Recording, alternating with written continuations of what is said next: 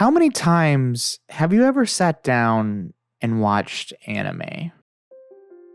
If you're watching this video right now, there's probably a good chance that the answer to that question is a lot. Anime is a consistent fixture in many people's lives, mine included. Anime is huge, and as the years pass by and more anime is created, the medium only continues to grow and grow. Honestly, it's hard to picture a world without anime as we know it. Stuff like Dragon Ball Z, Doraemon, and the films of Studio Ghibli are considered defining benchmarks in the world of anime. However, as different as these things are on a surface level, there's actually something that they all have in common, and that something is the source of their inspiration. A source that it seems everything leads back to. In fact, I would wager to say that if you've sat down and watched a modern anime recently, there's a good chance that there's an interwoven web of connections that ultimately lead back to this source. And that source is a man named Osamu Tezuka, the grandfather of modern manga and anime.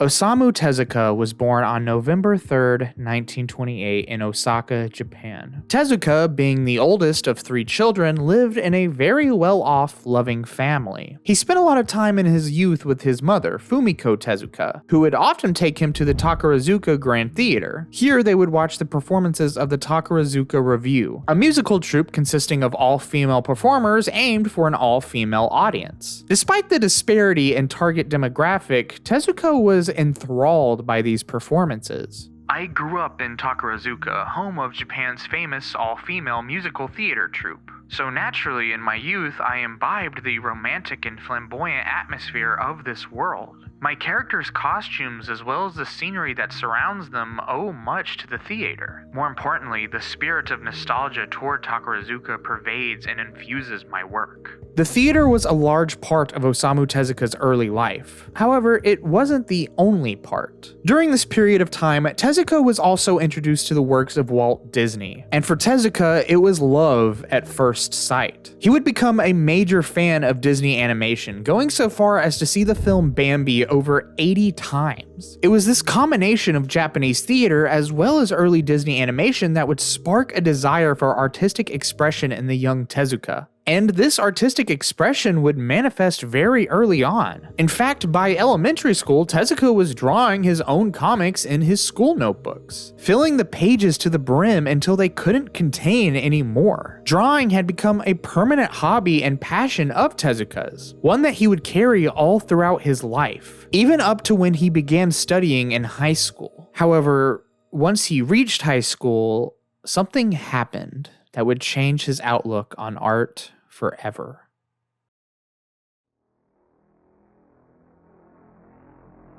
The year was now 1944, and the world was witnessing one of the deadliest conflicts in human history: World War II. It goes without saying that World War II affected most people's lives across the globe, and Osamu Tezuka was no exception to this. At the age of 16, Tezuka was working in a factory dedicated to supporting the Japanese war effort. Although he didn't fight in the war, he understood its effect and the massive toll it had on people's lives. I have one principle that I'll never compromise, even if I have to surrender my life, and that is that I'll never condone war. For most of his life up to this point, Tezuka had been drawing manga because he enjoyed it and he was good at it. But after witnessing the devastation that war brought upon the world, he realized that he could draw manga not for himself, but for others, to communicate messages to the people who would read his manga. Notably, the idea that people who live in this world should care for it and cherish it. And so, with this newfound motivation to change people through his work, Osamu Tezuka, now 17 years old, would write his first professional manga, Diary of Ma-chan. This was a very simple yet charming comic strip serialized in Shokumen Shinbun. and basically a newspaper for elementary school students. Now, obviously, this comic didn't light the world on fire, however, it did help establish a style for Osamu Tezuka that he could continue to refine, and that's exactly what he would do. Over the course of 4 years while continuing his studies in medical school, Tezuka would write manga after manga for various publishers. These included adventure stories like New Treasure Island, as well as science fiction like Metropolis and Next World. Tezuka was gaining more and more experience on how to write manga, as well as create memorable and likable characters. And this experience paid off big time with Osamu Tezuka's first big success, Jungle Emperor, or as you probably know it, Kimba the White Lion. This is the manga that put Osamu Tezuka's name on the map, and to this day, while not as iconic as his other big success, it's still incredibly well known. So much so that it actually caused a bit of controversy for Disney when they released The Lion King in 1994. There really isn't a lot of concrete evidence that Disney did in fact rip off Kimba. In fact, if you want my personal opinion, I'd say The Lion King probably has many inspirations, not necessarily just Kimba. Even then, you can't deny the surface level similarities are plain as day. Even the two main characters' names are incredibly similar to one another. Though I would like to just put out there that Simba is literally the Swahili word for lion, so, maybe it's not that weird. Regardless, when The Lion King premiered in Japan, there was actually a letter signed by over 400 Japanese animators for Disney to acknowledge Tezuka and give him credit for the film's supposed inspiration. This is how cherished Kimba was and is as a character in Japan, and how respected Tezuka is for creating that character. However, if you think Kimba is a big deal, he is small apples compared to what Tezuka would create next.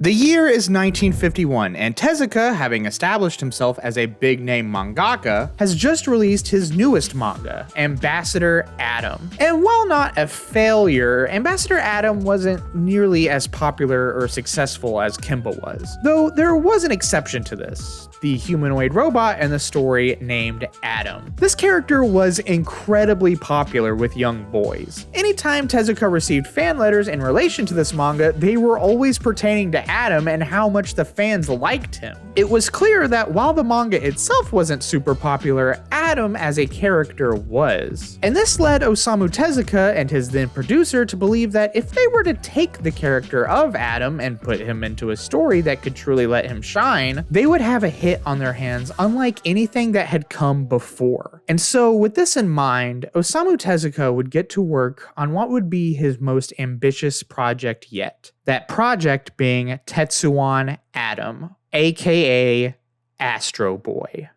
Astro Boy began serialization in 1952 in Weekly Shonen magazine. The story took place in the, at the time, distant year of 2003, and followed the adventures of Astro Boy, a kind, brave-hearted robot who would combat evil with his special powers. And for a country that was still healing from the scars of World War II, Astro Boy was something that the people of Japan desperately needed at the time. A character that symbolized both childhood innocence as well as strong morality and justice. And because of this, Astro Boy was able to become a massive hit overnight, just as Osamu Tezuka and his producer had predicted. People fell in love not only with the character, but all of his adventures, and it was thanks to this success that the Astro Boy manga was able to run for 16 years. An incredible feat for any manga character at the time. Astro Boy was an instant classic.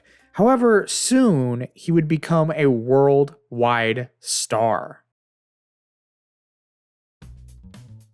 In 1961, Tezuka founded his own production company, Mushi Productions. By this point, the biggest animation studio in Japan, if not the only one, was Toei Animation. Tezuka had briefly worked for Toei prior to Mushi Productions' founding, however, he didn't exactly cherish his time there, lamenting over the fact that it felt like he didn't have control over his own stories. So now that he had his own production company, he could basically make any project he wanted any way he wanted. And So, Tezuka would form a team of animators he had worked with previously during his time at Toei, and together they would put out their first production, a short film titled Tales from a Certain Street Corner. And while looking back on it is super cool, this short would unfortunately fall into obscurity, being shown at only one screening in its entire lifetime. You could say that this was kind of a rough start for Mushi Productions. However, all of this would change 2 years later, when Mushi would put out its next production.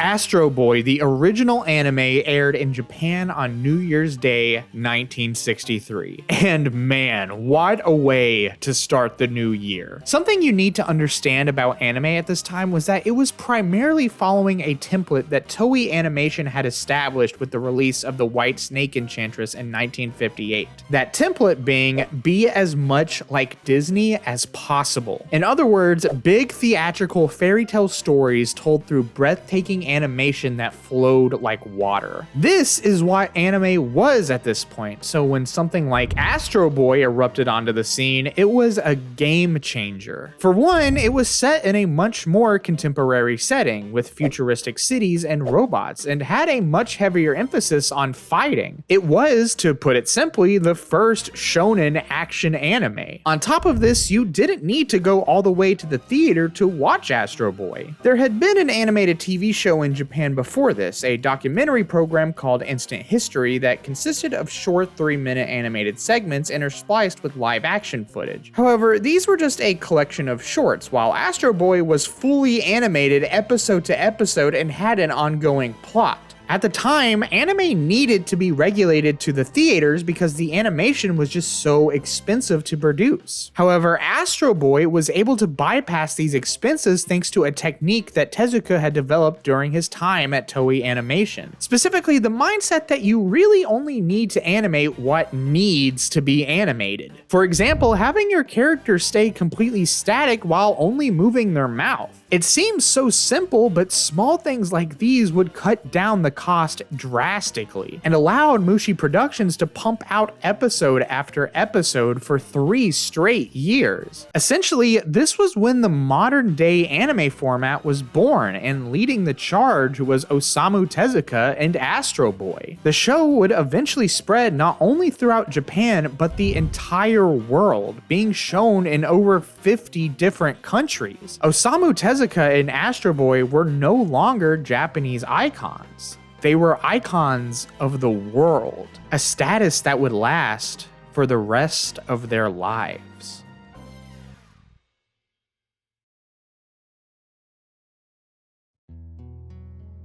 Many years would pass, and Osamu Tezuka would continue working on project after project. The momentum he gained from working on Astro Boy never seeming to leave him fully. However, as he got older, his body and health would be unable to keep up with this never-ending drive to work. In 1989, Osamu Tezuka would die from stomach cancer at the age of 60. His last words were to a nurse after she had attempted to take his pen and paper from him so he could rest.